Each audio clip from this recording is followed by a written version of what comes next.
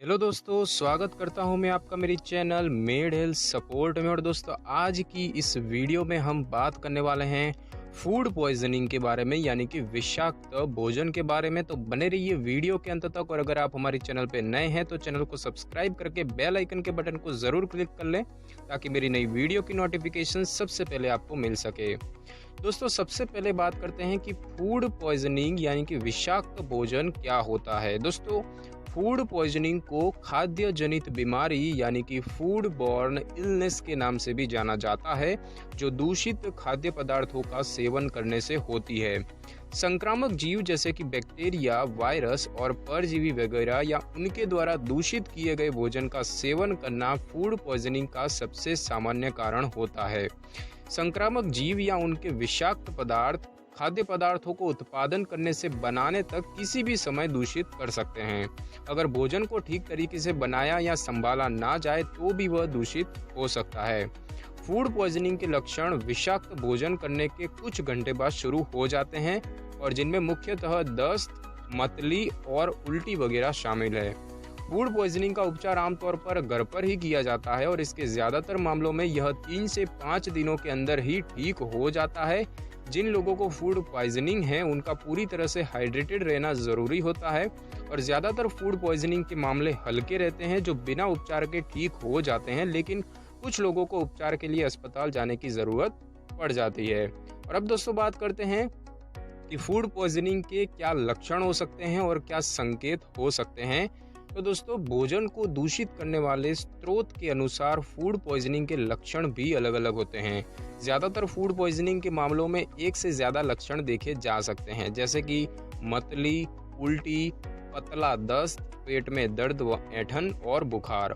दोस्तों, दूषित भोजन खाने के 2 से 3 घंटों के बाद फूड पॉइजनिंग के संकेत व लक्षण शुरू हो जाते हैं।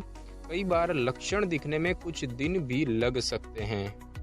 दूषित भोजन से होने वाली अस्वस्थता कुछ घंटे से कुछ दिनों तक रह सकती है। और अगर दोस्तों बात करें कि डॉक्टर को आपको कब दिखाना जरूरी होता है, तो दोस्तों अगर किसी व्यक्ति में कुछ लक्षण दिखने लगते हैं तो तुरंत मेडिकल जांच करवानी चाहिए, जैसे कि बार बार उल्टी आना, शरीर के अंदर कोई भी तरल ना रख पाना, उल्टी और मल में खून आना, 3 दिन से ज़्यादा दस्त रहना, और पेट में अत्यधिक दर्द और गंभीर ऐंठन महसूस होना, शरीर के अंदर का तापमान 101.5 फ़ारेनहाइट से भी ऊपर होना, तंत्रिका संबंधी कोई लक्षण होना जैसे कि धुंधला दिखना, मांसपेशियों में कमजोरी और बाहों में झुनझुनी महसूस होना वगैरह, और डिहाइड्रेशन के कोई लक्षण होते हैं जैसे कि अधिक प्यास लगना, मुंह सूखा रहना, पेशाब बंद पड़ना या बेहद कम आना, अत्यधिक कमजोरी महसूस होना और सिर में चक्कर आना वगैरह जैसे कुछ लक्षण आपको दिख रहे हों तो आपको तुरंत डॉक्टर को दिखाना चाहिए।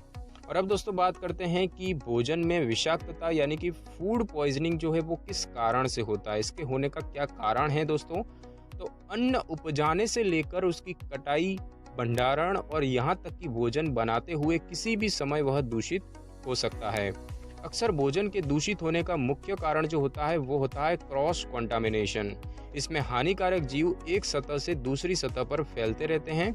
विशेष रूप से ये कच्चे खाए जाने वाले या खाने के लिए पहले से तैयार खाद्य पदार्थों को प्रभावित करते हैं, जैसे कि सलाद व अन्य उपज, क्योंकि ये खाद्य पदार्थ पकाए नहीं जाते हैं और इनमें मौजूद हानिकारक जीव भोजन में नष्ट नहीं हो पाते हैं। ज़्यादातर फूड पॉइजनिंग के लिए 3 मुख्य कारण उत्तरदायी होते हैं। सबसे पहला कारण है दोस्तों बैक्टीरिया। तो फूड पॉइजनिंग की वजहों में बैक्टीरिया बहुत प्रचलित कारणों में से एक है। ई कोलाई, लिस्टेरिया और साल्मोनेला वगैरह फूड पॉइजनिंग फैलाने वाले सबसे मुख्य बैक्टीरिया होते हैं। दूसरा है दोस्तों कारण परजीवी। तो इससे फूड पॉइजनिंग होना बैक्टीरिया की तरह सामान्य बात नहीं है, पर भोजन के माध्यम से फैले परजीवी बहुत खतरनाक हो सकते हैं। पैरासाइट्स यानी कि परजीवी पाचन तंत्र में सालों तक रहते हैं, जिनको पहचाना भी नहीं जा सकता। हालांकि कमजोर प्रतिरक्षा प्रणाली वाले लोग और गर्भवती महिलाओं की आंतों में अगर पैरासाइट स्थान बना लें तो उसके खतरनाक दुष्प्रभाव हो सकते हैं। और तीसरा कारण है दोस्तों वायरस। फूड पॉइजनिंग वायरस के कारण भी हो सकती है। फूड पॉइजनिंग के लिए नोरो वायरस सबसे आम वायरस होता है, और इसके अलावा सेपो वायरस, रोटा वायरस और एस्ट्रो वायरस भी फूड पॉइजनिंग का कारण बन सकते हैं, मगर ये नोरो वायरस की तरह आम नहीं है। हेपेटाइटिस ए भी एक गंभीर स्थिति है जो भोजन के माध्यम से फैलती है। और दोस्तों बात करते हैं कि फूड पॉइजनिंग का खतरा कब बढ़ जाता है। तो दोस्तों दूषित भोजन खाने से बीमार पड़ना आपके उम्र, स्वास्थ्य, जीवों के प्रकार और इन्फेक्शन की मात्रा पर निर्भर करता है। तो इनमें से जो उच्च जोखिम समूह हैं उनकी बात करें अगर हम, तो सबसे पहले बात करते हैं वृद्धावस्था की। तो दोस्तों किसी व्यक्ति के बूढ़े होने के साथ साथ उनकी प्रतिरक्षा प्रणाली भी कमजोर होती रहती है और पहले के मुकाबले संक्रामक जीवों के विरुद्ध कम प्रतिक्रिया दे पाती है। दूसरा है दोस्तों गर्भवती महिलाओं की बात करें तो गर्भावस्था के दौरान चयापचय और रक्त परिसंचरण में कई बदलाव आते हैं जिनसे फूड पॉइजनिंग का खतरा बढ़ जाता है। गर्भावस्था के दौरान इसकी स्थिति और गंभीर हो सकती है। कुछ दुर्लभ मामलों में गर्भ में शिशु भी बीमार पड़ जाता है। और दोस्तों उसके बाद जो है शिशु और छोटे बच्चों की बात करें तो इनकी प्रतिरक्षा प्रणाली पूरी तरह से विकसित नहीं होती है और इसीलिए इनके लिए फूड पॉइजनिंग का खतरा बढ़ जाता है। और दोस्तों लास्ट में बात करते हैं कि पुरानी बीमारियों से ग्रसित लोगों की बात करें तो डायबिटीज, लिवर संबंधी रोग और एड्स जैसी बीमारियों से ग्रसित लोगों में भी फूड पॉइजनिंग की समस्या हो सकती है। इसके अलावा जो लोग कैंसर के लिए कीमोथेरेपी या रेडिएशन लेते हैं उनकी भी प्रतिरक्षा प्रणाली की प्रतिक्रिया क्षमता जो है वो कम होती है और ऐसे में इन लोगों को भोजन विषाक्तता यानी कि फूड पॉइजनिंग जो है वो आसानी से घेर लेती है। अब दोस्तों बात करते हैं कि फूड पॉइजनिंग से बचाव कैसे किया जा सकता है। तो दोस्तों घर पर फूड पॉइजनिंग की रोकथाम के लिए कुछ तरीकों को आप अपना सकते हैं, जैसे कि अपने हाथ, बर्तन और भोजन बनाने की सतहों को अच्छे से धो लीजिए। खाना बनाने से पहले अपने हाथों को साबुन के साथ गुनगुने पानी में अच्छे से धो लें। भोजन के बर्तन, बोर्ड व अन्य सतहों को साबुन के साथ गर्म पानी में धोएं। दूसरा दोस्तों तैयार भोजन को कच्चे भोजन से दूर रखें। खरीदारी करते समय कच्चे मांस, चिकन और मछली वगैरह को अन्य खाद्य पदार्थों से दूर रखें क्योंकि इससे क्रॉस कंटामिनेशन हो सकता है। तीसरा है दोस्तों भोजन को सुरक्षित तापमान में पकाएं। सामान्य तापमान पर पकाने से ज्यादातर खाद्य पदार्थों के हानिकारक जीव मर जाते हैं। भोजन को पकाने के लिए सुरक्षित तापमान का पता लगाने के लिए फूड थर्मोमीटर का प्रयोग किया जा सकता है। उसके बाद दोस्तों जल्दी खराब होने वाले खाद्य पदार्थों को तुरंत फ्रीज में रखें। ऐसे खाद्य पदार्थों को खरीदने या बनाने के 2 घंटे से ज्यादा बाहर ना रखें। अगर बाहर का तापमान 32.2 डिग्री सेल्सियस है तो इन्हें 1 घंटे से ज्यादा समय तक बाहर ना रखें। उसके बाद दोस्तों खाद्य पदार्थों को सुरक्षित तरीके से डीफ्रॉस्ट करें। खाद्य पदार्थों को रेफ्रिजरेटर के बाद सीधे बाहरी वातावरण में ना पिघलने दें। उन्हें बाहर निकालने से पहले फ्रीज में डीफ्रॉस्ट फीचर का इस्तेमाल करें।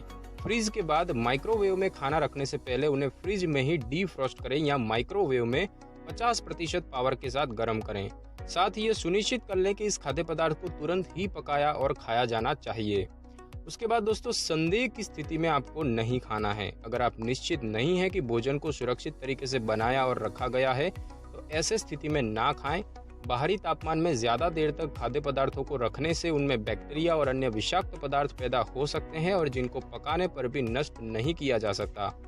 खाद्य पदार्थों पर आपको यदि संदेह हो कि ये खराब हो गए हैं तो उस स्थिति में उसे भी नहीं चाहिए बल्कि बाहर फेंक देना चाहिए। यहाँ तक कि अगर आपको खुशबू अच्छी आ रही हो लेकिन संदेह हो तब भी उसे खाना नहीं चाहिए। फूड पॉइजनिंग विशेष रूप से वृद्धों, किशोरों, गर्भवती महिलाओं और जिनकी प्रतिरक्षा प्रणाली कमजोर हो उनके लिए एक गंभीर और जीवन के लिए खतरनाक स्थिति बन सकती है और इन स्थिति वाले लोगों को कुछ चीज़ों का सेवन न करके फूड पॉइजनिंग से सावधानी बरतनी चाहिए, जैसे कि पोल्ट्री और कच्चा मीट इनका सेवन नहीं करना है। कच्ची और अधपकी मछली का सेवन ना करें। कच्चे या अधपके अंडे और इनसे युक्त खाद्य पदार्थ, कच्ची अंकुरित चीज़ें जैसे कि अल्फाल्फा यानी कि एक प्रकार का पौधा जो पशुओं के चारे के काम में आता है। और उसके बाद दोस्तों अनपास्चराइज्ड जूस, अनपास्चराइज्ड दूध और उसके उत्पाद और कुछ प्रकार के चीज़ जैसे कि पनीर वगैरह इनका आपको सेवन नहीं करना चाहिए। उसके बाद दोस्तों बात करते हैं कि फूड पॉइजनिंग का निदान कैसे किया जाता है, यानी कि इसके जांच के लिए क्या टेस्ट किए जाते हैं। दोस्तों फूड पॉइजनिंग का निदान अक्सर पिछली विस्तृत जानकारियों के आधार पर किया जाता है, जिसमें बीमारी की अवधि, खाई गई विशिष्ट चीज़ों की जानकारी और लक्षण शामिल हैं। डिहाइड्रेशन के संकेत देखने के लिए डॉक्टर शारीरिक परीक्षण भी कर सकते हैं।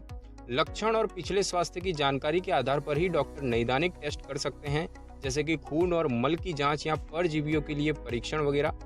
मल के परीक्षण में आपके डॉक्टर आपके मल में से एक सैंपल लेबोरेटरी में भेज सकते हैं और वहां पर विशेषज्ञ मल में से संक्रामक जीवों की पहचान करने की कोशिश करेंगे। संक्रामक जीव की पहचान होने पर डॉक्टर स्थानीय स्वास्थ्य विभाग को सूचित करेंगे ताकि यह तय किया जा सके कि फूड पॉइजनिंग किसी प्रकोप से तो नहीं जुड़ा हुआ है और व्यापक रूप से तो नहीं फैलने वाला। कुछ मामलों में फूड पॉइजनिंग के कारण का पता ही नहीं चल पाता है। अब दोस्तों बात करते हैं कि फूड पॉइजनिंग का इलाज यानी कि उपचार कैसे किया जाता है। दोस्तों फूड पॉइजनिंग का उपचार बीमारी के स्रोत और लक्षणों की गंभीरता के आधार पर किया जाता है। ज़्यादातर लोगों में फूड पॉइजनिंग बिना किसी इलाज के अपने आप ठीक हो जाता है, जबकि कुछ लोगों में इसके लिए मेडिकल उपचार की ज़रूरत पड़ सकती है। दोस्तों सबसे पहले जो इसके उपचार की बात करें तो सबसे पहले बात करते हैं खत्म हुए तरल पदार्थ का प्रतिस्थापन करना। दोस्तों इलेक्ट्रोलाइट्स व मिनरल्स जैसे कि सोडियम, पोटेशियम और कैल्शियम जो शरीर में तरल पदार्थ के संतुलन को बनाए रखते हैं, कई बार दस्त के कारण शरीर में इनकी कमी हो जाती है और इनका प्रतिस्थापन करने की ज़रूरत पड़ती है। कुछ बच्चे व वयस्क जिनमें तीव्र दस्त व उल्टी की समस्या होने पर उन्हें अस्पताल में भर्ती होना पड़ सकता है। अस्पताल में उनकी नसों के माध्यम से उनके शरीर में द्रव व अन्य तरल भेजकर डिहाइड्रेशन की रोकथाम और इसका उपचार किया जाता है। उसके बाद दोस्तों एंटीबायोटिक्स की बात करें तो अगर मरीज को कुछ प्रकार के बैक्टीरिया के कारण फूड पॉइजनिंग हुआ है और उसके लक्षण भी गंभीर हैं और ऐसे में डॉक्टर उसके लिए कुछ एंटीबायोटिक लिख सकते हैं। लिस्टीरिया वायरस से होने वाले फूड पॉइजनिंग का इलाज अस्पताल में भर्ती करके इंट्रावेनस एंटीबायोटिक्स की मदद से किया जाता है। फूड पॉइजनिंग का इलाज जितना जल्दी हो बेहतर रहता है। गर्भावस्था के दौरान शीघ्र एंटीबायोटिक से इलाज बच्चे को संक्रमित होने से बचाता है।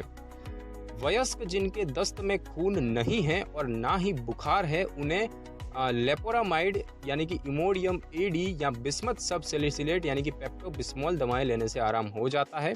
हालांकि इन दवाओं का प्रयोग करने से पहले डॉक्टर से सलाह जरूर लेनी चाहिए, क्योंकि उल्टी और दस्त का उपयोग शरीर से विषाक्त पदार्थों को बाहर निकालने के लिए भी किया जाता है। साथ ही इन दवाओं का इस्तेमाल बीमारी की गंभीरता को छिपा सकता है, जिससे सही उपचार ढूंढने में अधिक समय लग सकता है। तो इसीलिए ये जो दवाइयाँ हैं ये डॉक्टर के सलाह के बिना कभी भी नहीं लेनी चाहिए। उसके बाद दोस्तों कैफीन से बचें, क्योंकि यह पाचन तंत्र को प्रभावित करता है। कैमोमाइल, पुदीना और सिंह पर्णी से बनी डीकैफिनेटेड चाय पेट की समस्या शांत करके आराम प्रदान करती है।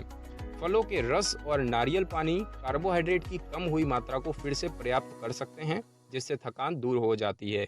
फूड पॉइजनिंग के मरीजों को खूब आराम करना बहुत जरूरी होता है। फूड पॉइजनिंग के गंभीर मामलों में मरीजों को अस्पताल में भर्ती करके इंट्राविनस द्रव यानी कि नसों द्वारा उसे फिर हाइड्रेशन किया जाता है।